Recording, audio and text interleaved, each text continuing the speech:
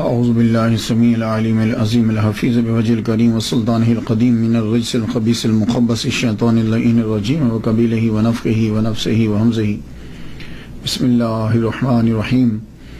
تمام نبیوں کے سردار حضرت محمد صلی اللہ علیہ وآلہ وسلم اور تمام مذاہب کے سردار دین اسلام کے پیروکاروں، السلام علیکم طبتم۔ صلاۃ و سلام حضور صلی اللہ علیہ وسلم کی ذات پر اور دنیا کے عظیم ماں باپ حضرت محمد صلی اللہ علیہ وسلم کے ماں باپ حضرت عبداللہ اور آمنہ۔ آج کی گفتگو جو ہے وہ 30ویں مرحلے میں داخل ہو گئی، حضرت رحمت من ربی۔ آج کی جو گفتگو ہے یہ حضرت امام نووی شافعی۔ گفتگو شروع کرنے سے پہلے ہم ان کے نام پہ تھوڑا سا تبصرہ کر لیں۔ ابو زکریا آپ کی کنیت، لیکن آپ کا کوئی بیٹا نہیں تھا، آپ نے شادی ہی نہیں کی تھی۔ ابو زکریا ویسے ہی سم ٹائم ویسے ہی کنیت رکھ لی جاتی ہے، ضروری نہیں کہ بیٹا۔ محی الدین آپ کو ٹائٹل ملا، دین کو زندہ کرنے والا۔ اصل نام آپ کا جو ہے وہ یحییٰ ہے، حضرت زکریا علیہ السلام کے بیٹے کے نام، یعنی شرف نووی بن مری بن حسن بن حسین بن محمد بن جمعہ بن حزم۔ یہ تھوڑا سا تعارف ہو گیا، تو معلوم یہ ہوا کہ اصل نام آپ کا جو ہے وہ یحییٰ ہے۔ والد گرامی، آپ کے والد جو ہیں وہ شرف ان کا نام ہے۔ تاریخ جو ہے وہ ان کے بارے میں خاموش ہے، اس لیے کہ کوئی زیادہ علمی گھرانہ نہیں تھا، لیکن اس کا مطلب یہ نہیں ہے کہ پارسائی بھی نہیں تھی۔ تصوف تھا، پارسائی تھی، دین سے لگاؤ تھا۔ امام ذہبی نے اتنا تحریر کیا ہے کہ آپ بہت پارسا اور نیک تھے، اور واقعی جب ہم ہسٹری پڑھتے ہیں تو ہمیں معلوم پڑتا ہے۔ نووی یہ نام بارہا آپ نے سنا، کوئی بھی ایسا عالم دین نہیں ہے کہ جس نے یہ نام نہ سنا ہو۔ یہ نووی کا مطلب کیا ہے؟ یا تو اس کے اندر نسبتی ہے، یا والی، یا آخر میں جو یا ہے۔ اصل میں آپ نوا علاقہ میں پیدا ہوئے تھے، نوا قصبے کا نام ہے۔ یہ جو نوا ہے یہ سیریا کے، عربی والے اس کو سوریا کہتے ہیں، سیریا کے شام، پرانا نام شام، نیا نام سیریا۔ اس کے دارالحکومت دمشق، جسے دمسکس بھی کہتے ہیں، کہ قریب ایک قصبہ ہے نوا۔ یاقوت الحموی رومی نے لکھا ہے کہ نوا ایک چھوٹا سا قصبہ تھا ہوران کا، اور اس نے لکھا ہے کہ حضرت ایوب علیہ السلام کا روزہ یہی ہے، واللہ عالم بالصواب۔ ویسے میں جب عمان گیا تھا تو سلالہ کے اندر میں ایک قبر پہ گیا ہوں، تو انہوں نے بتایا کہ حضرت ایوب علیہ السلام کی یہ قبر ہے۔ پھر نیچے بھی گیا تو کہنے لگے کہ یہ چشمہ ہے، وہاں سے میں نے پانی پیا، گاڈ نوز بیٹر۔ موجودہ دور کے اندر ازرا ایک بڑا ضلع ہے سیریا کا، اور اس کے آگے 6 شہر ہیں: ازرا ناحیہ، جاسم، الحراق، نوا، شیخ مسکین، تحصیل سین کے ساتھ۔ تو یہ 6 بڑے شہروں میں ازرا کے یہ ایک نوا بھی ہے۔ تو آج کل نوا کی آبادی جو ہے یہ 58,000 سے ابو ہے۔ خیر ہے تو آج کل بھی کوئی اتنا زیادہ آباد نہیں ہے، خاص طور پر یہ جو جہاں امام نووی رحمت اللہ علیہ کی قبر ہے وہ ایسے ہی آپ سمجھ لیں جیسے آپ گاؤں میں گئے ہیں، یا باہر گاؤں سے ذرا تھوڑا سا باہر، اس طریقے کا آج بھی ویسے ہی تقریباً 58,000 سے زائد اس شہر کی آبادی ہے، اور یہ شام کا، سیریا کا 28واں بڑا شہر ہے۔ اس شہر میں رہنے اور پیدا ہونے کی وجہ سے یحییٰ بن شرف رحمت اللہ علیہ کو نووی کہا جاتا ہے۔ اب آپ کو سمجھ آ گئی کہ امام نووی، اس کو نووی بھی بول سکتے ہیں، اور اس کا تلفظ پروننسیشن نواوی بھی ہے، یعنی وا کو لمبا بھی کریں گے، نواوی بھی اور نواوی، یہ دونوں جو ہیں وہ پڑھے جا سکتے ہیں۔ محرم الحرم میں آپ کی ولادت ہوئی 631 ہجری میں، وصال آپ کا جو ہے وہ 676 ہجری میں ہے۔ آپ کی جو عمر مبارک ہے ٹوٹل وہ 45 سال 44-45 سال بنتی ہے، بس بہت کم عمر آپ کی، لیکن کام بہت زیادہ آپ نے کیا۔ آئیے چلتے ہیں زندگی ابتدائی دیکھتے ہیں۔ کچھ لوگوں کی آباء و اجداد یا ان کے بارے میں جب لکھا گیا تو تب لکھا گیا جب وہ مشہور ہوئے، تو جب مشہور ہوئے تب 40-50 سال کے ہو چکے ہوتے تھے، یا ان کے بارے میں لکھنے والے بعد میں آئے تو زیادہ تر جو ہے وہ تواریخ کے اندر کچھ نہ ملا۔ دیکھتے ہیں ہم امام نووی رحمۃ اللہ علیہ، آپ کے بھی والد اور خاندان کو اتنا مشہور نہیں ہے، نوا قصبہ کے اندر رہتے ہیں، اور آپ کے والد گرامی شرف کا ایک باغ ہے اور ایک چھوٹی سی دکان ہے۔ باغ، تھوڑی سی زمین اور ایک چھوٹی دکان، یہ آپ کے والد گرامی کا کل اثاثہ ہے۔ وہ کھیت جو ہے، وہ باغ جو ہے، اسی کے اندر گروسری، ویجیٹیبلز، گھر کی جو چیزیں ہیں جو گھر میں استعمال ہوتی ہیں، کھانے کی اور پینے کی، فروٹ اور سبزی، وہ اسی کے اندر اگائی جاتی ہے، اور کچھ تھوڑی سی دکان پہ لا کے رکھ دی جاتی ہے، اور خرچہ جو ہے وہ چلتا رہتا ہے۔ یہ اگا ہوا مال باہر نہیں بیچتے تھے، کم بیچتے تھے، وہیں سے اگا ہوا گھر میں استعمال کیا جاتا ہے۔ کیوں؟ آپ پارسا ہیں، اور صوفی جو ہیں، متقی لوگ جو ہیں، وہ کھانے پہ بڑی دھیان دیتے ہیں۔ تو امام نووی رحمۃ اللہ علیہ کے والد گرامی گھر میں ہی اگاتے، اور وہ گھر میں ہی کھایا جاتا، کہ تاکہ اس کی حلت میں کوئی شک نہ رہے، اور جب خوراک حلال ہو تو یہ بات یاد رکھیے گا تو پھر بچوں پہ اثر ضرور پڑتا ہے۔ تو اللہ تعالیٰ نے آپ کو بیٹا بھی جو عطا فرمایا، پھر محرم الحرام کے اندر اللہ نے آپ کو بیٹا دیا، اس بیٹے کا نام جو ہے زکریا علیہ السلام کے بیٹے کے نام پہ یحییٰ رکھا گیا۔ اب یہ بیٹا اپنے ماں باپ کو نماز پڑھتے ہوئے دیکھ رہا ہے، اپنے ابا کے ساتھ دکان میں جاتا ہے، اپنے والد کے ساتھ کھیتوں میں جاتے ہیں، اپنے والد کے ساتھ باغ میں جاتے ہیں، اور ابا کی پارسائی کو دیکھ رہے ہیں۔ اس دور کے اندر عام مسلمان بھی آج کے دور کے بڑے پارسا اور متقی مسلمان کے برابر ہوتا تھا، عام مسلمان بھی، یہ بات یاد رکھیے گا، عام مسلمان۔ آپ کے والد گرامی نے جب بیٹا پڑھنے کے قابل ہوا، آپ کے والد گرامی نے آپ کو داخل کروا دیا مسجد کے اندر۔ مدرسہ جو مکتب تو ہوتے تھے، تب مکتب ہی ہوا کرتے تھے، قرآن ہی سب سے بڑی کتاب ہوتی تھی، اور اسی کو سیکھنا علم ہوتا تھا۔ بیٹے کو داخل کروا دیا، آپ نے قرآن مجید پڑھنا شروع کیا، لیکن آپ کی طبیعت کے اندر بالکل حضرت یحییٰ علیہ السلام کا اثر ہے۔ اگر آپ حضرت یحییٰ علیہ السلام کو دیکھیں نا، وہ بھی تنہائی، اکثر تلاش کرنا پڑتا تھا کہ ہیں کہاں، اور وہ گوشہ میں بیٹھ کر تدبر و تفکر میں لگے رہتے تھے یا روتے رہتے تھے۔ یہی حال امام نووی رحمۃ اللہ علیہ کا، بچپن ہی سے گمسم، شاید کسی چیز کو سوچتے رہتے۔ قرآن مجید آپ پڑھنے لگے تو آپ کو معلوم ہے کہ جب مکتب میں جاتے ہیں تو ظاہر ہے اکیلے تو نہیں جائیں گے، ساتھ اور بھی جاتے ہیں لوگ، اور بچے بھی جاتے ہیں۔ آپ چھپ چھپ کے کیا کرتے کہ جب چھٹی ہو جاتی تو بھی قرآن مجید پڑھتے رہتے، کوئی کتاب ہاتھ لگ جاتی تو کتاب پڑھتے رہتے۔ 10 سال آپ کی عمر ہو گئی، 10 سال قرآن مجید حفظ کرنے پہ ڈال دیا والد گرامی نے، اور جب چھٹی ہوتی تو آپ قرآن مجید جو ہے وہی پڑھتے رہتے۔ ایک مرتبہ کیا ہوا، آپ بیٹھے ہوئے قرآن پڑھ رہے یا کوئی کتاب پڑھ رہے تھے، لڑکوں نے آگے تنگ کیا کہ اٹھو یحییٰ، آؤ ہمارے ساتھ کھیلو۔ آپ نے فرمایا میں نہیں کھیلوں گا، جاؤ مجھے پڑھنے دو۔ پھر بولے آؤ کھیلو ہمارے ساتھ۔ سارے لڑکے مل کر انسسٹ کرنے لگے کہ آج آپ کو ضرور لے کر جائیں گے، آج آپ ضرور کھیلیے گا۔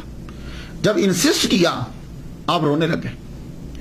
اس بات کو نقل کیا ہے شیخ یاسین ابن یوسف مراکشی نے، کہتے ہیں کہ یہ اس وقت دیکھ رہے تھے، میں دیکھ رہا ہوں کہ لڑکے تنگ کر رہے ہیں اور آپ رو پڑے۔ جب آپ روئے تو لڑکے جو ہیں وہ چلے گئے۔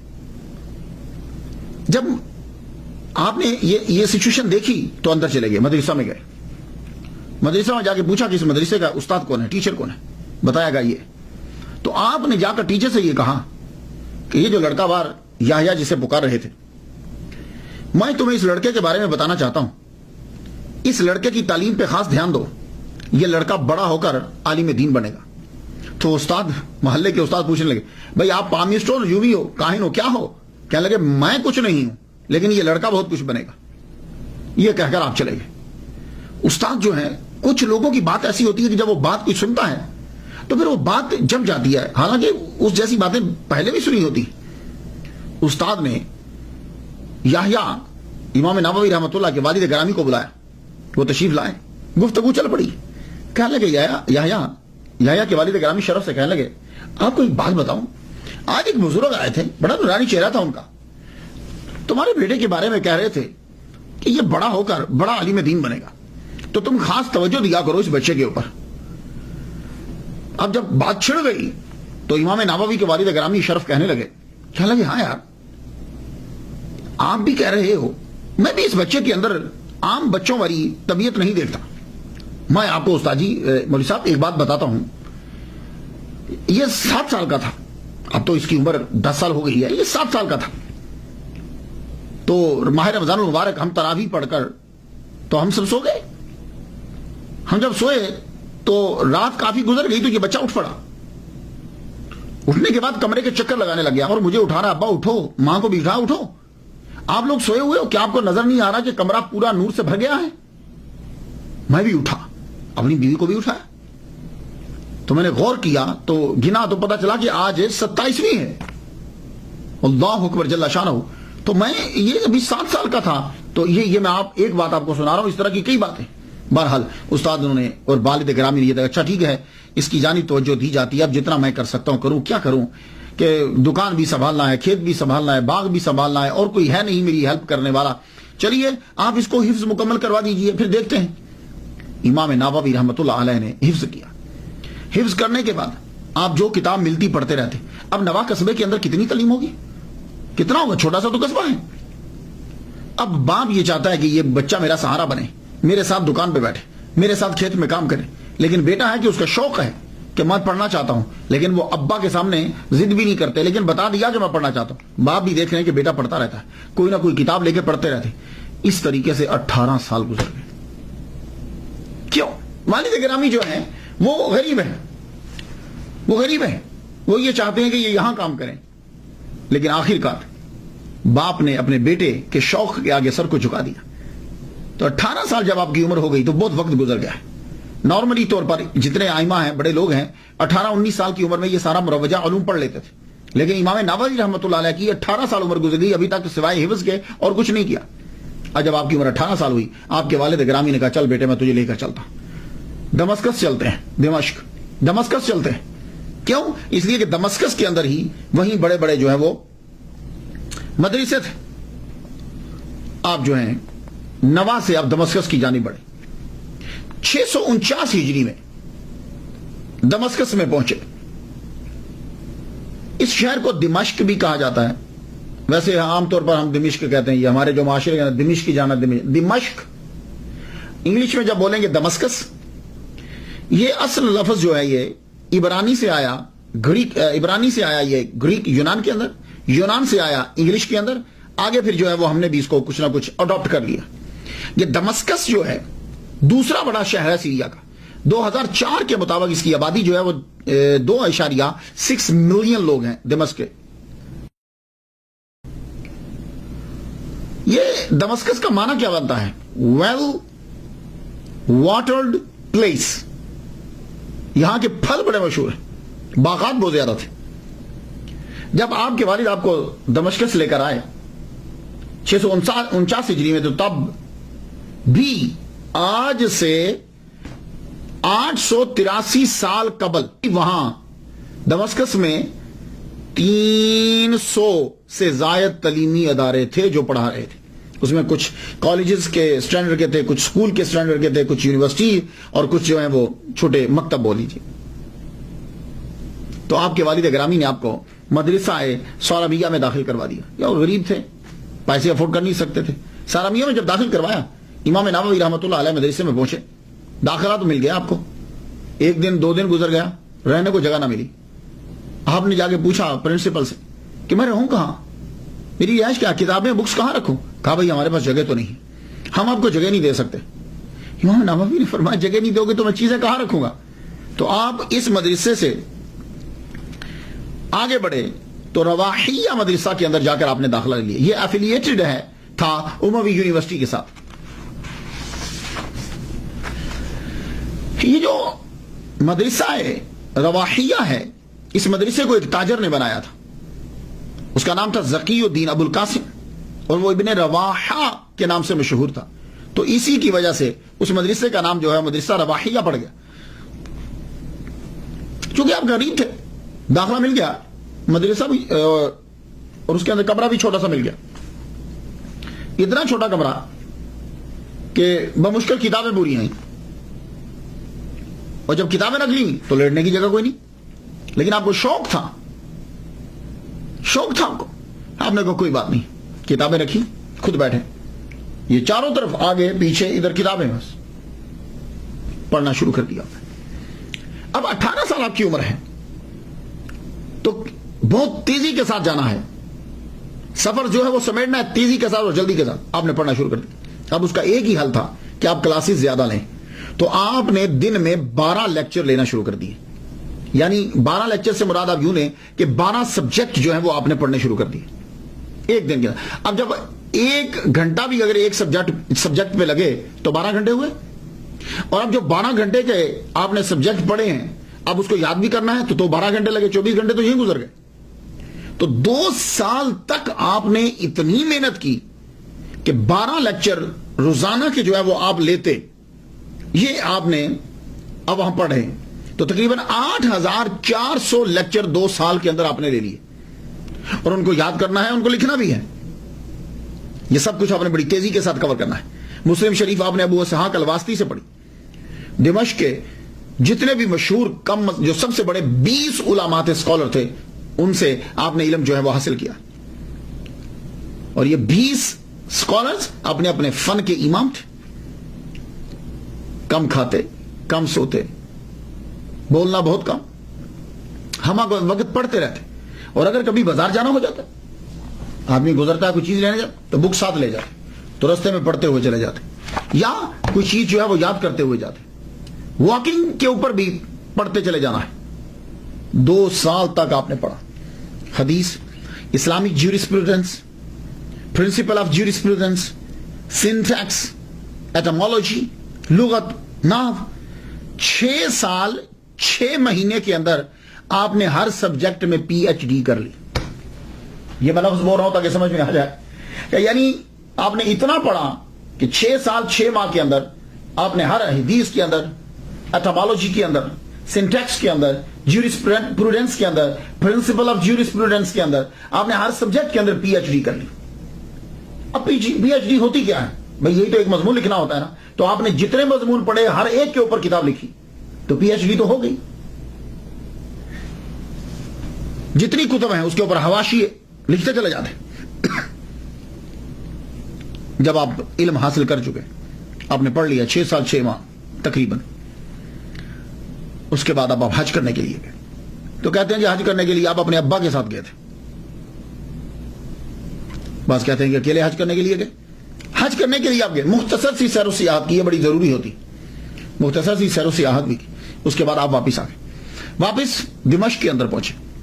دمشق میں جب آئے تو یہاں آپ کو مدرسہ اشرفیہ کا ہیڈ بنا دیا گیا. وہاں تدریسی آپ کو استاد کے منصب پر فائز کر دیا گیا مدرسہ اشرفیہ کے اندر. یہ مدرسہ اشرفیہ کیا ہے؟ مدرسہ اشرفیہ جو ہے یہ کنگ اشرف موسیٰ بن عادل جو بھتیجا تھا سلطان صلاح الدین ایوبی کا, اس نے یہ بنایا تھا. اس مدرسے کے اندر آپ کو استاد بنا دیا گیا. اب آپ کا دور شروع ہوا تدریس کا, تصانیف کا. آپ نے پہلے 2 سال صرف تنخواہ لی, پہلے 2 سال. وہ بھی کیوں لی؟ اس لیے کہ آپ کو بہت سی کتب خریدنا تھی اور آپ کے پاس اتنے پیسے نہیں تھے. تو آپ نے مدرسہ سے تنخواہ لی اور اسی پیسوں سے فوراً جا کے کتب لے آتے, اور اس دور میں کتب ہوتی بھی بڑی مہنگی تھی. تو آپ نے کتب خریدنے کے لیے صرف پہلے 2 سال پوری زندگی کے اندر تنخواہ لی, اس کے بعد آپ نے تنخواہ جو ہے وہ نہیں لی. آپ پڑھا رہے ہیں, وقت گزرتا ہے, عبادت میں بھی صرف کرتے ہیں, پڑھانے میں بھی صرف کرتے ہیں, لکھنے میں بھی.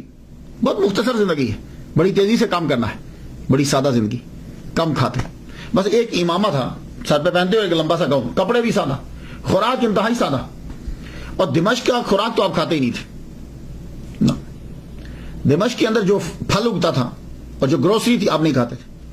تو پھر آپ پوچھیں گے کہ کیا کھاتے کیا تھے؟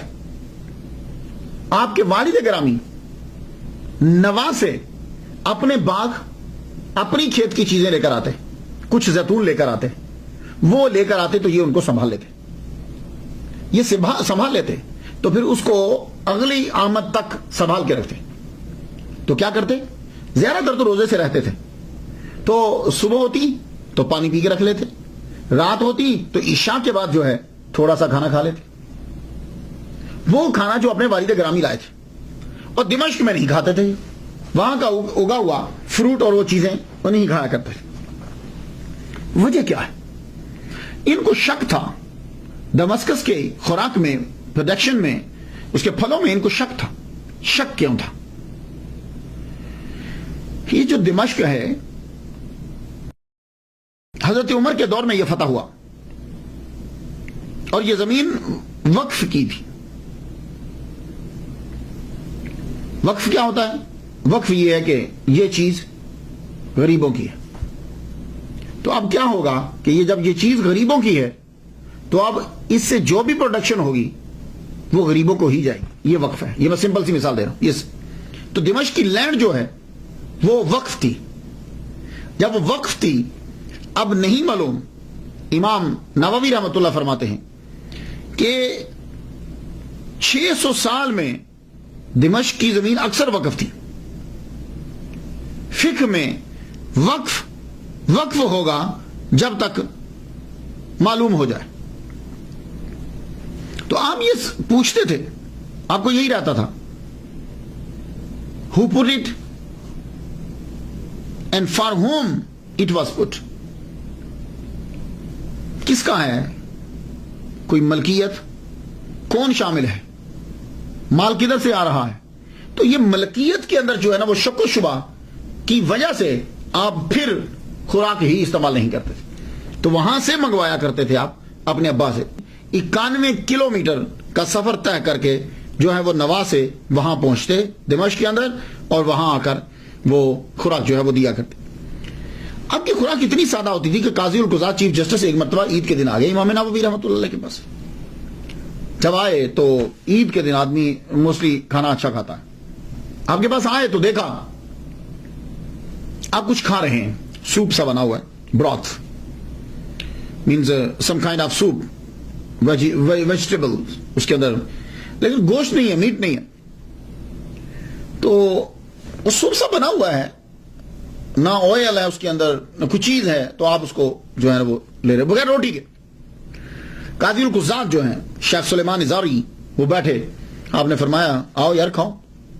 انہوں نے جب دیکھا کہنے لگے بھائی یہ میرے حلق سے نیچے نہیں اترے گا۔ تو قاضی کے بھائی جو تھے وہ شہر گئے، شہر میں جا کر وہاں سے وہ بھنا ہوا گوشت اور کچھ مٹھائی لے کر آئے، وہ لا کے جب رکھی تو کہنے لگے امام نووی سے آؤ کھائیے، فرمانے لگے یہ میرے حلق سے نہیں اترے گا۔ تو سادہ خوراک، سادہ زندگی، سوچ صرف یہی تھی کہ اللہ کے رضا کے لیے میں کچھ لکھ جاؤں۔ اب یہی تدریس کے دوران ہی تصانیف کا سلسلہ بھی شروع ہوتا ہے، اور بڑی تیزی کے ساتھ۔ کتابیں تو اور لوگوں نے بھی لکھی، بڑی لکھی، مگر آپ نے 20 سال کے عرصہ میں جتنی کتابیں لکھ دی ہیں نا، دوسرا آدمی پوری زندگی میں اتنی لکھتا ہے جتنی آپ نے 20 سال کے اندر لکھ دی، اور یہ بھی آپ کی بہت بڑی کرامت ہے، بڑی عظیم کرامت ہے آپ کی۔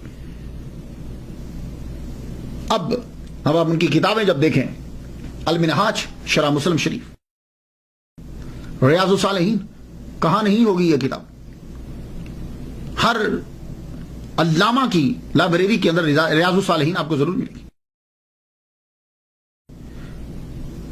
شافعی فقہ کے مطابق اصول فقہ تحریر کیا، المجموع شرح المہذب، منہاج الطالبین، تہذیب الاسماء واللغات، التقریب والتأثیر فی سنن البشیر والنذیر، ما تمس علی حاجت القاری لصحیح البخاری، تحریر التنبیہ، کتاب الاذکار، یہ بھی آپ نے لکھی۔ آپ کی ایک مشہور کتاب ہے اور دعاؤں کا مجموعہ ہے، اس کے اندر بہت ساری دعائیں ہیں حضور صلی اللہ علیہ وسلم سے جو نقل ہیں، اسی لیے کہا جاتا تھا بائع الدار واشتری الاذکار، بیچ گھر بار خرید اذکار، التبیان فی آداب حملۃ القرآن، الآداب الفتوى والمفتی، الترخیص فی القیام، المناسک، شرح ابی داؤد، شرح ترمذی، روضۃ الطالبین، 40 نووی، 40 النوویہ، الاربعون النبویہ من الاحادیث الصحیحۃ النبویہ. اربعین نووی اکثر آپ اس کا نام جو ہے آپ سنتے ہیں. یہ کتاب آپ کی بڑی مشہور ہوئی اربعون نوویہ، امام نووی کی لکھی ہوئی 40 احادیث مبارکہ. یہ جو 40 احادیثیں ہیں حضور صلی اللہ علیہ وآلہ وسلم کی آئے ایک حدیث ہے جس کو حضرت مولا علی رضی اللہ تعالیٰ عنہ نے بیان کیا، حضرت عبداللہ بن مسعود رضی اللہ تعالیٰ عنہ نے، حضرت ابو دردہ نے، حضرت معاذ بن جبل نے، حضرت عبداللہ بن عمر نے، حضرت عبداللہ بن عباس نے، انس بن مالک نے، حضرت ابو ہریرہ نے، حضرت ابو سعید خدری رضی اللہ تعالیٰ عنہم اجمعین. ان سب نے یہ بیان کیا. مفہوم یہ ہے کہ حضور صلی اللہ علیہ وآلہ وسلم نے فرمایا کہ جو 40 احادیث یاد کر لے گا جن کا تعلق میری امت میں سے کوئی یاد کرے اور اس کا تعلق دین سے ہو 40 حدیثوں کا، تو قیامت کے دن وہ اٹھے گا علماء میں اور فقہاء میں. اور ایک حدیث میں ہے کہ وہ شہداء میں اٹھے گا، یعنی جب علماء کا گروپ اٹھایا جائے گا اس کے اندر ان کو بھی شامل کر دیا جائے گا. جیسے آپ دیکھیں نا جب سیلیبریٹیز جا رہی ہوتی ہیں تو بیچ میں دوسرے بندے بھی ہوتے ہیں، تو علماء کا گروپ اٹھے گا تو بیچ میں وہ بھی بندہ ہوگا، شہداء کا گروپ اٹھے گا بیچ میں اس بندے کو بھی جگہ دے دی جائے گی. 40 یہ حدیث، اس حدیث پر جو ہے وہ عمل کیا. پھر بہت سے لوگوں نے 40 احادیث مبارکہ جو ہیں وہ لازمی لکھی انہوں نے. امام نووی رحمۃ اللہ علیہ لکھتے ہیں کہ میرے علم کے مطابق سب سے پہلے عبداللہ بن مبارک نے لکھی 40، پھر اسلم بن توسی نے، حسن بن سفیان النسائی نے، ابو بکر اجری نے، ابو بکر محمد بن ابراہیم الاصفہانی دارا قطنی نے، الحاکم ابو نعیم نے، عبد الرحمن سلامی نے، ابو سعید الملینی نے، ابو عثمان صابونی نے، امام بائحقی رحمۃ اللہ علیہ نے. ان کے علاوہ ہزاروں لوگوں نے 40 لکھی ہے. ابھی آپ چلے جائیے دیکھیے کئی لوگوں نے 40 لکھی. میں ابھی دیکھ رہا تھا ڈاکٹر طاہر القادری صاحب کی بھی ایک 40 ہے. 40 بہت سے لوگوں نے لکھی، لیکن جو شہرت امام نووی رحمۃ اللہ علیہ کی 40 کو ملی ہے یہ کسی کو نہیں ملی. یہ اللہ کا کوئی خاص کرم ہے. کسی نے 40 لکھی تو ایک موضوع پہ جہاد پہ لکھ دی، کسی نے مسجد پہ لکھ دی، کسی نے رمضان کی ساری حدیثیں 40 اکٹھی کر دی، کسی نے قرآن کی 40 حدیثیں اکٹھی کر دی، کسی نے علم کے اوپر 40 حدیثیں اکٹھی کر دی. ہر ایک نے کب آزمائی کی ہے.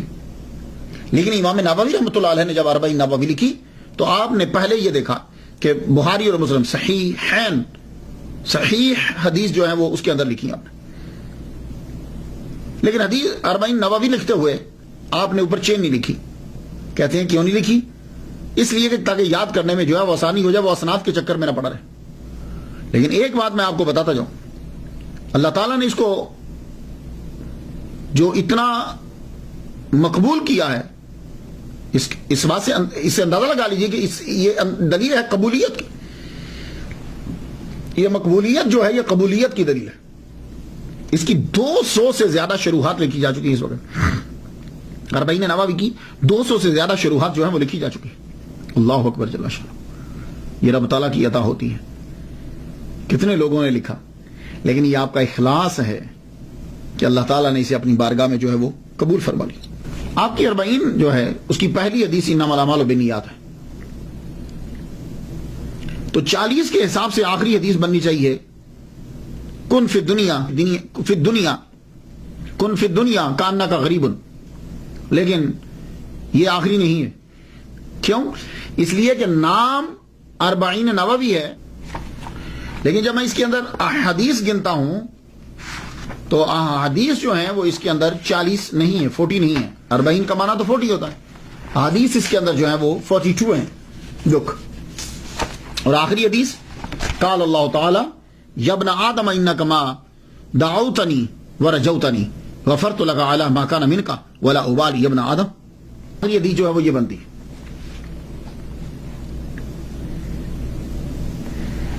اب اس کا جواب جو ہے وہ کیا ہے کہ نام تو ہے کہ 40 حدیث، لیکن بیچ میں 40 نہیں ہے.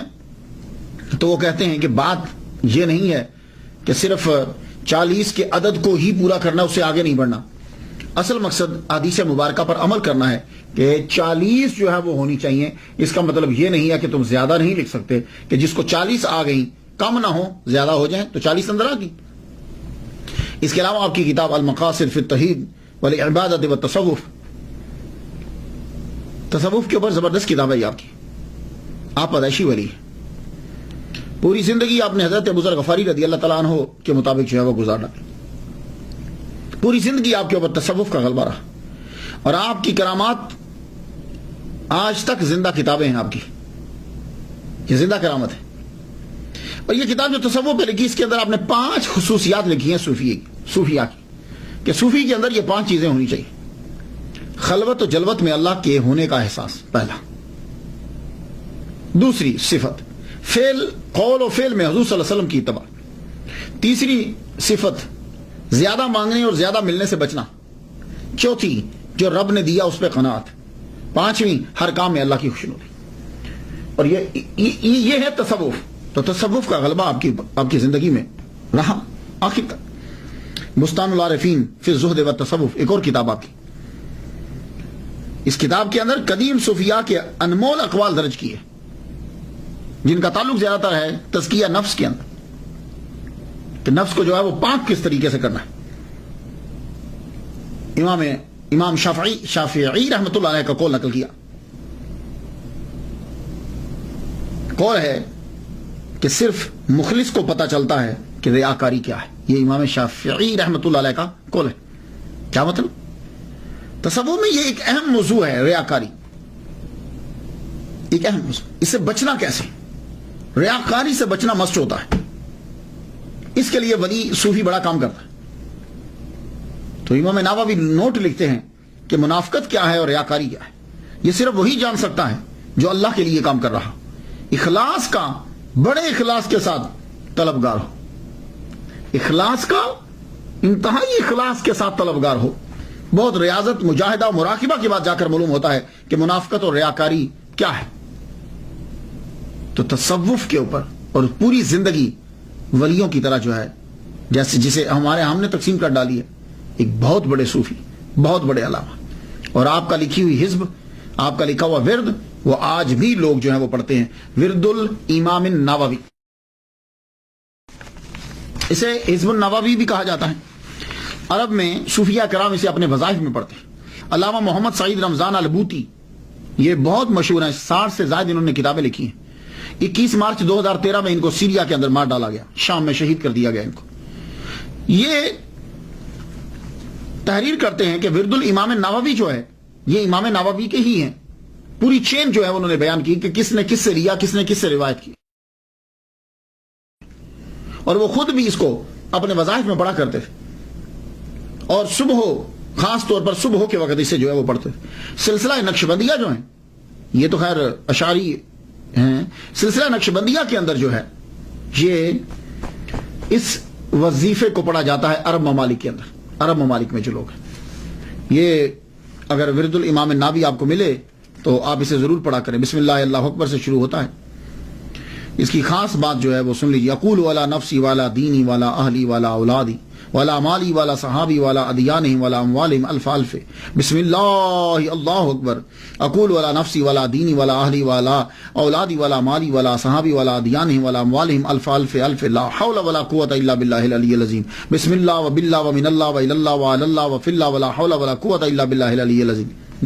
یہ ہے ورد الامام النووی، مختصر ہے، اگر آپ کو عربی آتی ہو تو آپ اس کو جو ہے وہ 7-8 منٹ کے اندر جو ہے وہ اس وظیفے کو پڑھ دیتے ہیں۔ اجتماعی طور بھی اسے پڑھا جاتا ہے، اس کے اندر بڑا ہی آدمی پریشانیوں سے بچتا ہے۔ اللہ تعالیٰ کا خاص کرم جو ہے وہ شخص کے پہ ہوتا ہے جو اس حزب النووی کو پڑھتا ہے۔ امام نووی رحمۃ اللہ علیہ کی خاص بات، باوجود اس بات کے کہ کوئی اتنا بڑا امیر خاندان نہیں ہے، لیکن چونکہ آپ کے اندر تقویٰ ہے، اس لیے آپ کے اندر کلمۃ الحق،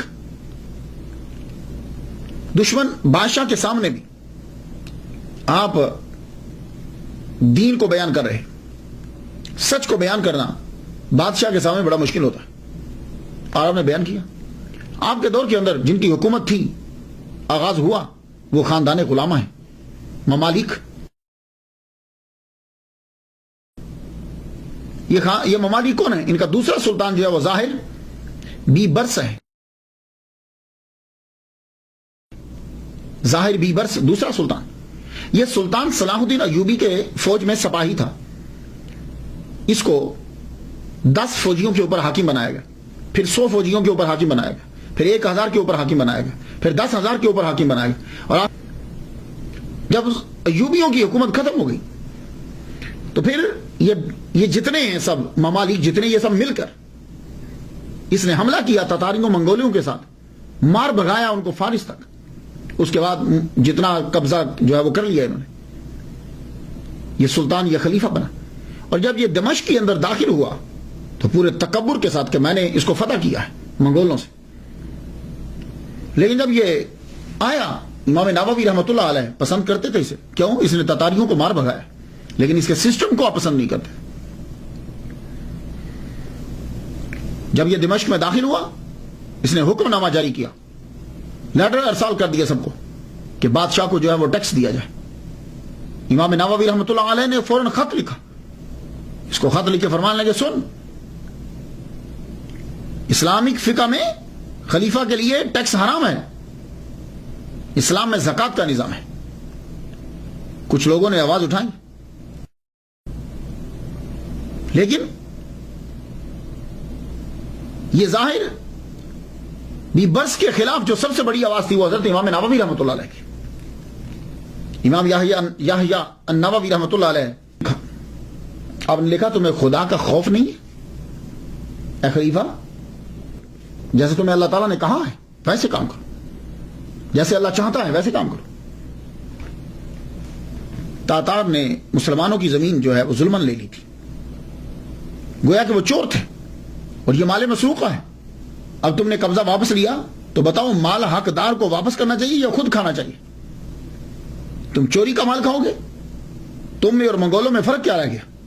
کچھ علماء دربار نے یہ فتویٰ دے دیا تھا کہ تم نے لڑ کے لیا ہے، تم قابض ہو، یہ تمہاری ذاتی جگیر ہے. جب خط بیبرس نے پڑھا تو سیخ پا ہو گیا. حکم دیا اس عالم کو اس عالم کی تمام مراعات اور وظائف اور تنہائیں ختم کر دی جائیں. لوگوں نے کہا جناب وہ آگے نہیں لیتا، وہ تنہا نہیں لیتے، کوئی مراعات اس کو نہیں دی جاتی. اب امام نووی کو اپنے دربار میں بلایا، دیکھو کہ یہ ہیں کون. امام نووی رحمۃ اللہ علیہ بڑی شان کے ساتھ تم تراک کے ساتھ آپ داخل ہوئے، دربار میں داخل ہوئے. گفتگو جب چل پڑی تو وہ کہنے لگا کہ آپ نے میرے خلاف فتویٰ دیا ہے، آپ مجھے بتاؤ، میں یہ جو لوگوں سے پیسے لے رہا ہوں یہ میں جہاد کا ٹیکس لے رہا ہوں، مجھے جہاد کرنا ہے، پیسے چاہیے، میں اس لیے ان سے ٹیکس لے رہا ہوں. اب آپ بتاؤ، سارے مولوی بیٹھے ہیں، کیا جہاد کے لیے یا ایمرجنسی ہو جائے تو بادشاہ خلیفہ جو ہے وہ ٹیکس نہیں لے سکتا؟ تو بات تو بالکل اس کی بجا تھی. فقہ کے اندر یہ جائز ہے، جب ایمرجنسی نافذ ہو جاتی ہے تو زکوٰۃ کے علاوہ بھی پیسے خلیفہ جو ہے وہ عوام سے لے سکتا ہے. لیکن آپ نے کیا فرمایا سن لیجئے، اور یہ حضرت امام نووی کا ہی خاصہ ہے کہ آپ نے یہ جملے بول دیے. آپ نے فرمایا سن، تم یہ جو دلیل دے رہے ہو کہ میں جہاد کا ٹیکس لیتا ہوں، سنو، غور سے سنو. دربار میں سناٹا چھا گیا. دربار میں تقریر فرمانے میں نے کہا خلیفۃ المسلمین سن، کس نے حکومت دی؟ آپ کے ہاتھ حکومت کس نے دی؟ یاد کرو تم ایک دور میں غلام تھے اور اب سلطان ہو. ایک دھیلا کے مالک نہیں تھے تم، ایک پینی کے، ایک اشرفی کے تم مالک نہیں تھے. اب تم دراہیم و دنانیر کے مالک ہو، بہت سی جائیداد کے مالک ہو. کتنے تمہارے غلام اور لونڈی ہیں اس وقت؟ تم خود غلام تھے اور اب بہت سارے غلام اور لونڈیوں کے تم مالک ہو. کتنی بڑی جائیداد جو ہے وہ تمہاری ہے. یہ تمام تم نے لوگوں کے خزانے سے لیے، لوگوں کے پیسے سے خزانہ بنایا، لوگوں سے پیسے لیے ہیں.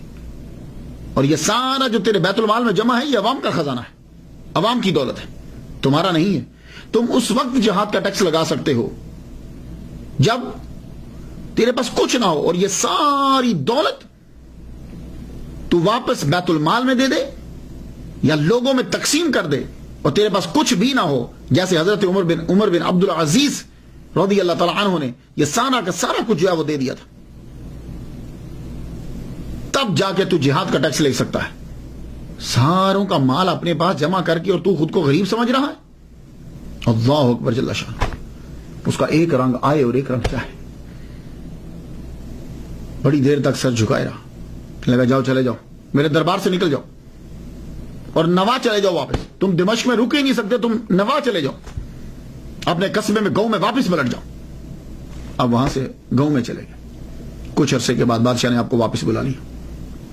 کہا آپ تدریس کا سلسلہ جو ہے وہ شروع کیجیے.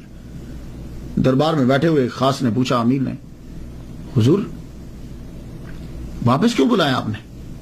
کہنے لگے اس ڈر سے. محمد مصطفیٰ صلی اللہ علیہ وسلم نے فرمایا کہ جس نے میرے ولی سے, اللہ کہتا ہے حضور کی زبان سے, کہ جس نے میرے ولی سے دشمنی کی میں اس سے اعلان جنگ کرتا ہوں. تو مجھے ڈر آ گیا کہ خدا کا قہر مجھ پہ غالب نہ جائے. تو کہنے لگا وہ دربار میں سے بھیجا کیوں تھا آپ نے؟ دربار سے کیوں بھیجا تھا؟ اگر اتنا ڈر تھا تو نوا نہ بھیجتے. کیا لگے نہیں,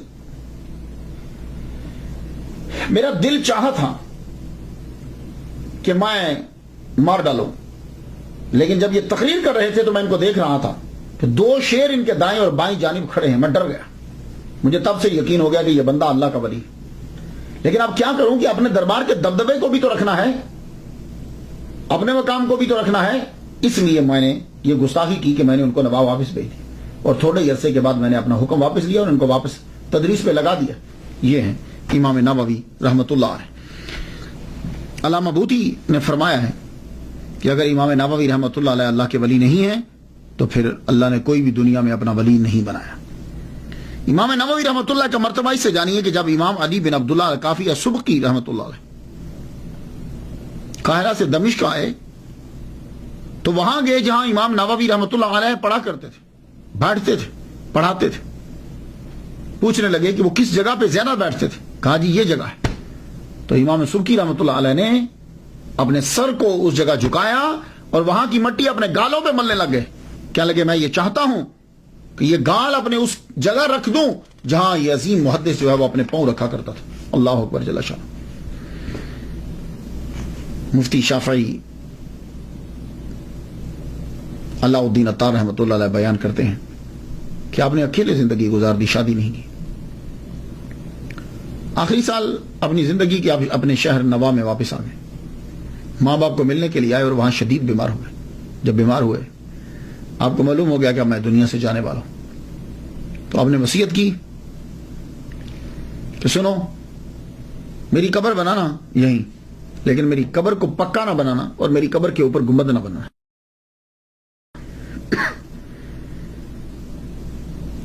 آپ کی یہ وصیت پر عمل رہا کیونکہ آپ کے والد گرامی بھی زندہ رہے. 9 سال کے بعد آپ کے والد گرامی, آپ کی وفات کے 9 سال کے بعد آپ کے والد گرامی کی وفات ہوئی.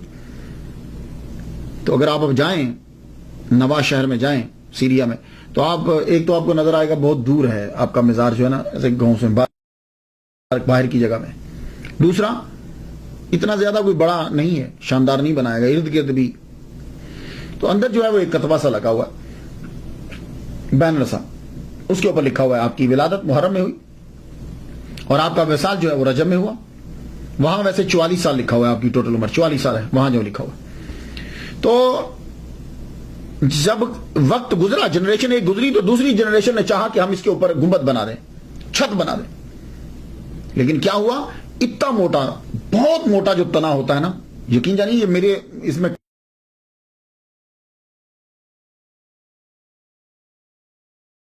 کلابے میں یہ بھی نہیں, میرے بازو میں نہیں آئے گا, وہ اس سے بھی بڑا ہے وہ اگر آپ دیکھیں جا کے. تو وہ اتنا بڑا درخت جو ہے وہ آپ کی قبر کے بالکل اوپر اگا ہوا ہے, اور اتنی بلندی پر گیا ہے اس کی شاخیں اور وہ کہ نہ تو اوپر چھت ڈالی جا سکتی ہے اور نہ ہی اوپر گنبد بنایا جا سکتا ہے. لوگ جو ہیں وہ آج بھی جاتے ہیں اور جا کر جو ہے وہ فیض حاصل کرتے ہیں, دعائیں مانگتے ہیں. میں تو ان کے لیے فاتحہ پڑھ چکا, آپ بھی ان کے لیے فاتحہ پڑھ دیجیے. اللہ تعالیٰ ان کے درجہ بلند فرمائے اور ہمیں بھی اسی طریقے سے دین میں محنت کرنے کی توفیق عطا فرمائے. اجازت دیجیے. وآخر دعوانا الحمدللہ رب العالمین.